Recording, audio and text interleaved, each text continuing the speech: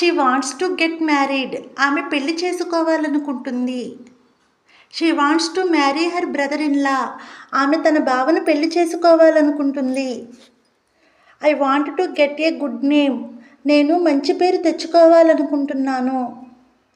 They want to go back to their native place. వాళ్ళు తిరిగి వాళ్ళ స్వగ్రామం వెళ్ళిపోవాలనుకుంటున్నారు.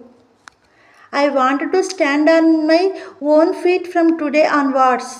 ఈ రోజు నుండి నేను నా కాళ్ళ మీద నిలబడాలనుకుంటున్నాను.